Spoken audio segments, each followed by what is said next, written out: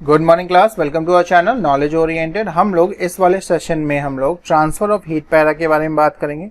इस पूरे पैरा को पढ़ेंगे और आगे क्या क्या नई नई चीज़ें जानेंगे हम लोग इसमें देखते हैं। चलिए फटाफट स्टार्ट करते हैं।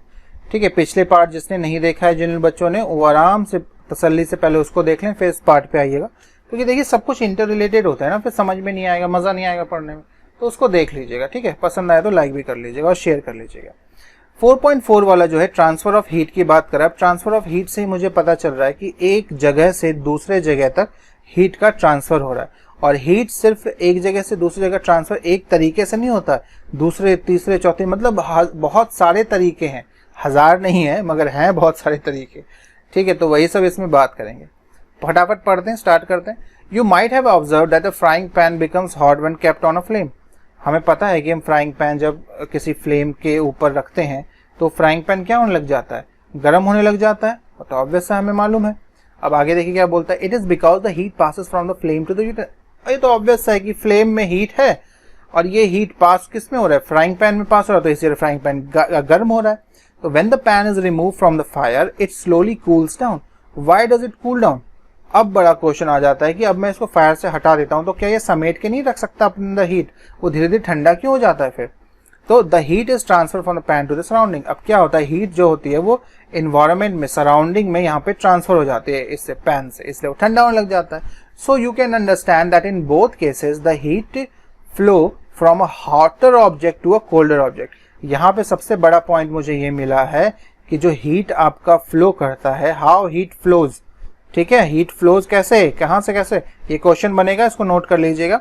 ये फ्लो होता है हॉटर ऑब्जेक्ट से, कहें तो किसी गर्म ऑब्जेक्ट से, टू अ कोल्डर ऑब्जेक्ट। तो उसी तरीके से कहीं मीडियम, ये वाला वर्ड यूज कर लेना, MEDIUM, ये मीडियम भी यूज कर लेगा तो भी आप इसको समझ जाइएगा। यहाँ पे लिखना hotter medium to colder medium.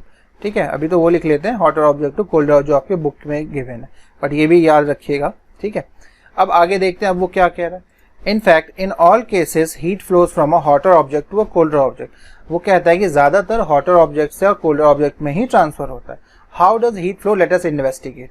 अब वो कह रहा है कि कैसे ये हीट फ्लो हो रहा है। अब साइंस है, रीजन बेस्ड चीज है, समझना तो पड़ेगा। ये कैसे हो गया, जादू थोड़ना है। चलो देखते हैं आगे कैसे हीट ट्रांसफर हो रहा है, फ्लो हो रहा है। एक्टिविटी 4.6 की बात करेंगे। टेक अ रॉड और फ्लैट स्ट्रिप ऑफ मेटल से टू एल्यूमिनियम और आयरन या एल्यूमिनियम का एक मेटल स्ट्रिप ले लीजिए, उसमें थोड़ा सा वैक्स यूज करके थोड़े थोड़े नेल के ना पीसेस फिक्स कर दीजिएगा। ठीक है, ये वही है, fix the few small wax pieces on the rod. These pieces should be at nearly equal distance पे होना चाहिए। Clamp the rod on a stand. If you do not find a stand then you can put one end rod in the between bricks. ये जो सामने दिख रहा है आपको पूरा डायग्राम, इसकी तरह फिक्स कर दीजिए। अब एक एंड पे क्या कीजिए, मोमबत्ती को जला दीजिए यहाँ पर, और धीरे धीरे देखिए कौन सा वैक्स सबसे पहले गिरेगा। तो जैसे जैसे आप हीट करेंगे इस एल्यूमिनियम या आयरन की रॉड को, तो सबसे पहला वाला गिरेगा जो उससे सबसे पास है, फिर दूसरा वाला, फिर तीसरा, फिर चौथा, फिर पांचवा। इस तरीके से धीरे धीरे गिरता चला जाएगा, सबसे पास से दूर झटेगा। पहले क्या था कि यहाँ पे ना इसमें एक कील भी लगा दी जाती थी। ठीक है, एक कील का भी यूज किया जाता था बहुत पहले एक्सपेरिमेंट बुकों में, पहले ये था आपकी, अभी ये हटा दिया, खाली वैक्स किया है ये 2020 में। बट कोई नहीं, एक ही बात है। क्या करते थे ना, कील को वैक्स से चिपका देते, तो वैक्स पिघलता था तो कील भी गिर जाता था। समझे, यही कहानी थी और कुछ नहीं। वो वेट मिल जाता था थोड़ा तो फट से गिर जाता था ना, यही इसीलिए बनाया था और कुछ नहीं। बट वो ज्यादा बेटर एक्सपेरिमेंट है, खाली वैक्स लगा के। ठीक है, तो इससे मुझे पता चलता है कि कैसे हीट ट्रांसफर हो रही है, कि यहाँ स्टार्टिंग से एंड हो रही है। तो ये हॉटर ऑब्जेक्ट हॉटर मीडियम से कोल्डर में जा रहा है ना, गर्म से ठंडा। ये गर्म था एरिया, फिर धीरे धीरे ठंडे की तरफ बढ़ता चला गया। समझ रहे मैं क्या कह रहा हूँ? मेरा कहने का मतलब है, पहले यहाँ पे क्या था, गर्म एरिया था, तो पहले तो ठंडा था स्टार्टिंग में, फिर ये गर्म होना शुरू हुआ तो हॉटर मीडियम, वो पहले यहाँ पे आया, फिर इधर तो ठंडा था, कोल्ड था, तो फिर ये इधर ट्रांसफर आगे बढ़ने लगे हीट। ठीक है, हीट आगे बढ़ने लग गई, उसके बाद फिर और आगे बढ़ने लग गई, जैसे जैसे जितना भी ठंडा मीडियम था उसको गर्म करते चला गया। यही कहानी है इसमें। The process by which heat is transfer from hotter end to the colder end object is called conduction. तो आपका यहाँ पे सबसे पहला पॉइंट बन जाएगा ये कंडक्शन का। ठीक है, कंडक्शन क्या होता है, कंडक्शन प्रोसेस, ये इसका एक क्वेश्चन बन गया। ठीक है, डिफाइन में आ जाएगा, पहला ये हो जाएगा। दूसरा आपका यहाँ पे जब आगे पढ़ेंगे आप तो कंडक्टर्स के बारे में पढ़ेंगे। ठीक है, तीसरा जब पढ़ेंगे आप इंसुलेटर के बारे में यहाँ पे आपको देखने को मिलेगा। ठीक, चौथा जब पढ़ेंगे तो सी ब्रीज आएगा। ये सब आप नोट कर लीजिए, इन सब के डेफिनेशन आपको लर्न कर लेने, कभी भी कुछ भी पूछ लेंगे टीचर्स। ठीक है, मैं तो ज़्यादातर वैसे सी ब्रिज और लैंड ब्रिज का पूछता हूँ और फिर कंडक्शन और कन्वेक्शन के क्वेश्चन हमेशा ही देता हूँ, तो ये सबसे बेस्ट हैं। अगर आपको चैप्टर समझ में आता है तभी आप ये कर सकते हैं ये वाले क्वेश्चन। सी ब्रिज के बाद आ जाएगा लैंड ब्रिज आ जाएगा, उसके बाद लैंड ब्रिज के बाद आप क्या कह सकते हैं कि एक मैंने जो अभी बोला कन्वेक्शन के बारे में आ जाएगा। ठीक है, कन्वेक्शन के साथ ही साथ जब आगे और बढ़ेंगे आप तो आपको रेडिएशन के बारे में आप समझेंगे। ठीक है, तो ये जो कुछ क्वेश्चंस हैं ये आपके क्वेश्चन सदाबहार वाले क्वेश्चंस हैं, ये इनको आना ही आना है, इनके बिना ये तो अधूरा है ये चैप्टर। ठीक है, इन सबको लर्न कर लीजिएगा बच्चे से। आगे बढ़ते हैं, तो कंडक्शन कौन सी प्रोसेस है? वो प्रोसेस है जिसमें हीट आपका ट्रांसफर होता है हॉटर एंड से कोल्डर एंड की तरफ। ठीक है, किसी भी ऑब्जेक्ट में। अब सॉलिड में क्या फंडा है इसका? इन सॉलिड जनरली आगे देखते हैं, generally the heat is transfer from by the process of conduction. Obvious है कंडक्शन प्रोसेस से ही तो सॉलिड में ट्रांसफर होगा। उसके बाद do all the substances conduct easily, conduct heat easily. अब वो पूछता है क्या सारे सब्सटेंसेस आपके हीट कंडक्ट करते हैं बड़ी आसानी से? तो ये तो बड़ा क्वेश्चन है, देखते हैं क्या है। You must have observed that the metallic pan for cooking have a plastic or wooden handle. Can you lift a whole pan by the handle without getting hurt? कहने का मतलब ये है कि प्लास्टिक हैंडल वाला जो या वुडन हैंडल वाला जो पैन होता है, पैन का जो हैंडल है लकड़ी से या प्लास्टिक से बना हो, क्या आप उसको यूज करके उठा सकते हैं? ऑब्वियस से उठा सकते हैं, क्योंकि वो एक तरीके का इंसुलेटर है, तो वहां पे आपका हीट जल्दी ट्रांसफर नहीं होगा। बहुत ज्यादा हीट के बाद वो तो पिघलने ही लग जाएगा, खत्म ही हो जाएगा, उठा भी नहीं पाएंगे, वो तो पहले नष्ट हो चुका होगा। ठीक है, तो इसीलिए एक सही तरीके से अगर हम बात करें जो एक्चुअल में फैक्ट है, तो वो क्या होगा, उसमें हीट ट्रांसफर ही नहीं होगा, क्योंकि वो इंसुलेटर है, पुअर कंडक्टर है। वही आपका इंसुलेटर के आगे बात करेगा, देखना आप। तो वही कंडक्टर तो मैं कह सकता हूँ good conductor of heat. Conductor क्या है? वो ऑब्जेक्ट हैं जो कि अच्छे से हीट कंडक्ट कर सकते हैं। इंसुलेटर क्या है? इंसुलेटर वो है जो कि हीट अच्छे से कंडक्ट नहीं कर सकते। कंडक्शन आप एक प्रोसेस हो गया, तो ये हो गया मेरा, ये हो गया और ये हो गया। सी ब्रिज लैंड ब्रिज ये सब अभी आने वाला है। चलिए देखते हैं एक एक्टिविटी के साथ।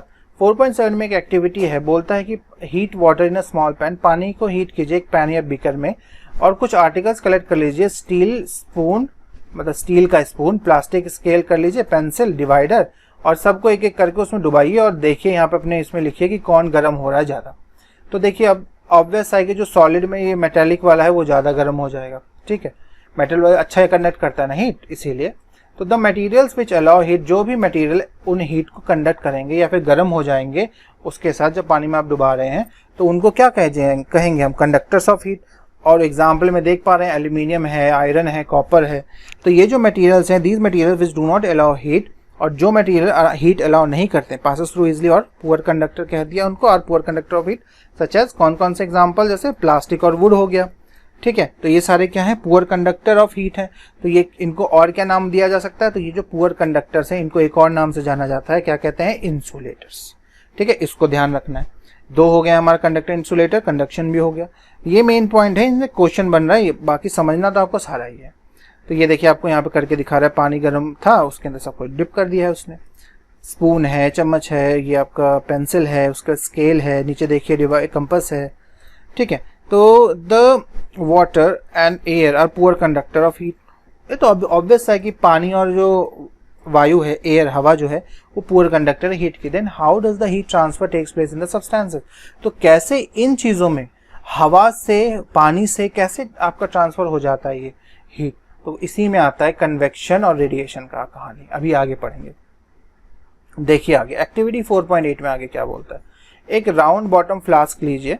ठीक है, ये वाला एग्जाम अभी देखिए, ये जो नीचे ये देख रहे हैं, इसी में आपका कन्वेक्शन आएगा इस वाले में। ये उसी का एक्सपेरिमेंट ये ऊपर दिया है 4.8 में। अभी मैं समझाता हूँ, इसमें कुछ नहीं है, मैं आपको यहीं पे बता देता हूँ कि यहाँ पे कह रहा है कि जो ये पानी है, ये आपने एक राउंड बॉटम फ्लास्क लिया, ठीक है, उसमें पानी भर दिया और उसके अंदर पोटाशियम परमैंगनेट का मेरे ख्याल से आपका यहाँ पे यूज किया है। हाँ, एक क्रिस्टल है पोटाशियम परमैंगनेट के, पोटाशियम परमैंगनेट क्रिस्टल्स आते हैं, नीले नीले होते हैं, वो एकदम वाइल्ड का, एकदम बहुत ज्यादा डार्क होता है। ठीक है, उसको बॉटम में प्लेस कर दिया आपने पानी के अंदर। ठीक है, उसका धीरे धीरे हीट करना शुरू किया। तो आप इसमें देखेंगे, मैं इसी डायग्राम में बना देता हूँ, आपको ज्यादा आसानी होगी। इस डायग्राम में उसमें जैसे आप उसको गर्म कर रहे होंगे ना, तो ये ना पानी ऐसे ट्रांसफर ऐसे होगा, ऐसे ऐसे घूमेगा, कर्ली कर्ली सा इफेक्ट देगा। मतलब इससे पोटाशियम परमैंगनेट से ना ऐसे ऐसे इंक जैसे फैलती नहीं है, उस तरीके से निकलेगा। तो मगर ये ना इस तरह गोल हो जाएगा ऐसे। तो आप यहाँ पे ये देख पा रहे होंगे कि ये जो आपका डायरेक्शन है हीट का, कैसे ट्रांसफर हो रहा है, ये बॉटम से ऐसे आ रहा है और फिर इसी पे आ रहा है उल्टा, ये ऐसे आ रहा है फिर ऐसे आ रहा है।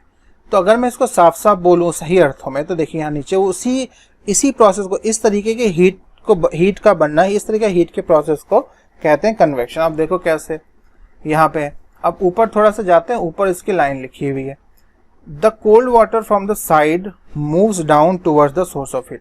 जो ठंडा पानी है साइड से, ये जो साइड से ठंडा पानी है वो धीरे धीरे नीचे की तरफ बढ़ता चला जाता है सोर्स ऑफ हीट की तरफ। सोर्स ऑफ हीट क्या है, ये बीच में नीचे जो इस तरफ, ठीक है, लास्ट एकदम नीचे वाला point. This water also gets hot and rises and water from the side moves down.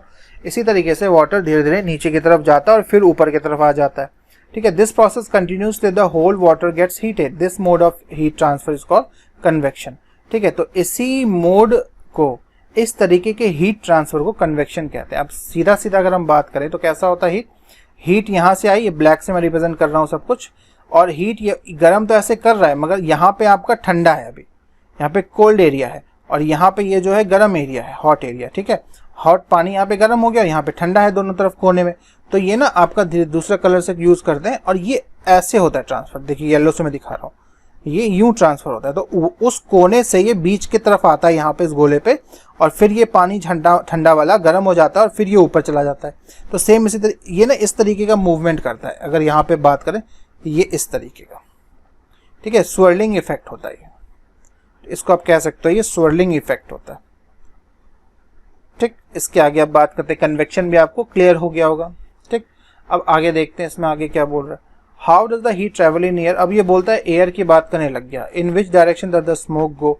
The air near the heat sources gets hot and rises. The air from the side comes in takes place. In this way the air gets heated. The following activity confirms the idea. अब air की बात करेगा, वो air में आपको यही बताना चाहेगा कि अब साइड से जब धीरे धीरे जब टेम्परेचर में डिफरेंस पड़ता है ना, तो जो हीट वाला एरिया होता है, देखिए यहाँ लिखा था air near the heat source gets hot and rises. जो हवा है, अगर गर्म वाला कहीं गर्म जगह है, बहुत जगह गर्म, रेगिस्तान में मान लिया बहुत गर्म जगह है, गर्म जगह होती है, वहाँ पे हवा जब उसके पास आती है तो ऑटोमेटिक गर्म हो जाता है, और वो हवा कहाँ राइज कर राइजेस का मतलब ऊपर की तरफ बढ़ जाती है, ठीक है।